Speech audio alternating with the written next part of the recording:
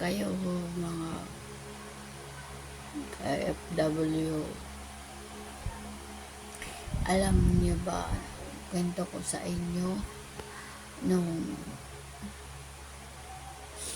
hindi pa sana ako uuwi ng Pilipinas, kaso nasama ako sa Saudization kasi yung professional ko ng Saudi.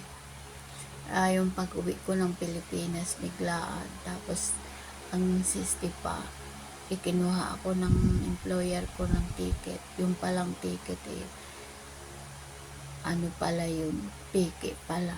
Sumakay ako sa eroplano, tapos pumunta ako ng airport, tapos hindi ako pinasakay kasi yung ticket ko wala sa nila.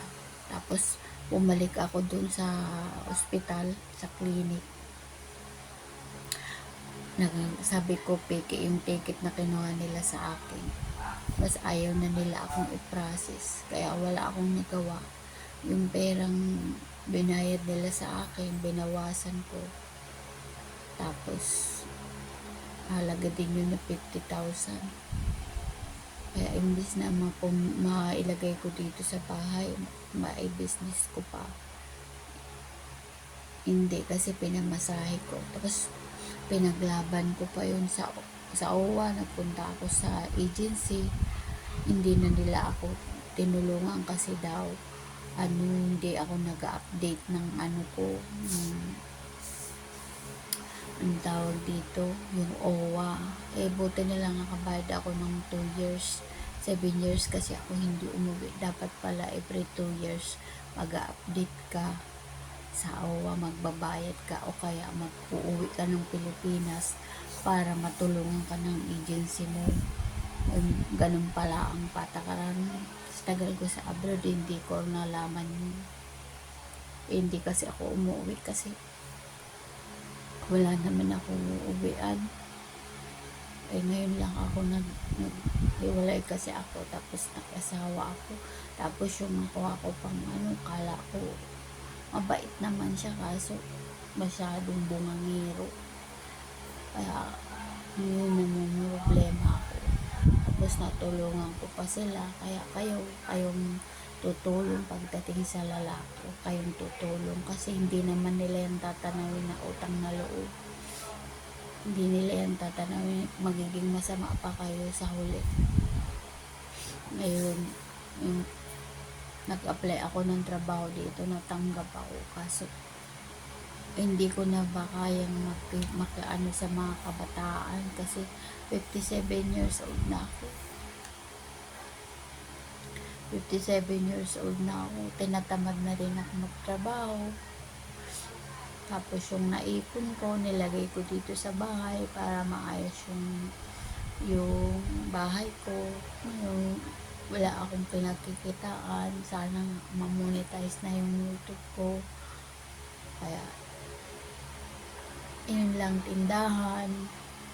Tapos yung kasama ko pa, masyadong bungangiro, doon ako nahihirapan ba.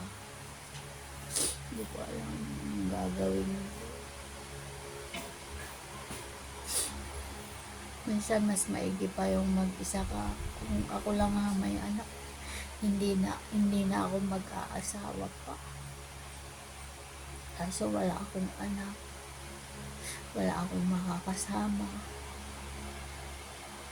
Hindi na pala kalagayan ko. Hindi lang ako nasama sa napauwi. Hindi pa talaga ako uuwi kasi gusto ko makaipon para sa kinabukasan ko. Nahirap ako. Tapos yung napangasawa ko pa, hindi ko maintindihan ng ugali. Tapos pagsasabihan mo, ikaw yung masama. Hirap ng kalagayan ko, alam niyo ba yun? Kung pwede lang nga mag-upload ako ulit, gagawin ko. Kaso may edad na ako Gusto ko umalis ulit. Inaasahan ko na lang yung lupa ko sana mabenta. Kaso matagal pa mabenta yun. Hirap na hirap ako makisama dito sa lalaki na pangasawa ko. Sobra akong nahihirapan. Nakaayaw ko sa lalaki yung mabunganga. Pag pinagsabihan mo, nagbubunganga, hindi siya nakikinig. Kaya kayo, kung ihiwalay kayo, wag na kayong mag-asawa. Kung may anak lang din naman kayo, wag na kayong mag-asawa. Sakit pa ng ulo. Yun, sakit ng ulo mo. Sige, ingat kayo dyan mga ka-FW. Mag-ipon kayo para sa future nyo. Mahalin nyo ang pamilya nyo. Ako talaga, nag-abroad ako. Iwalay na ako, wala akong anak.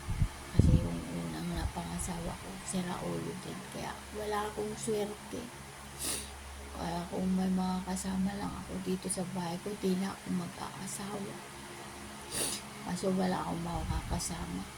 Mga pamangkin ko, hindi ko yun maaasahan. Kaya kailangan kong tiisin kung ano yung kalagayan ko. Sobrang pagtitiis ko. Sana nga malampasan ko ito lahat. Sige, ingat kayo. Salamat sa panonood.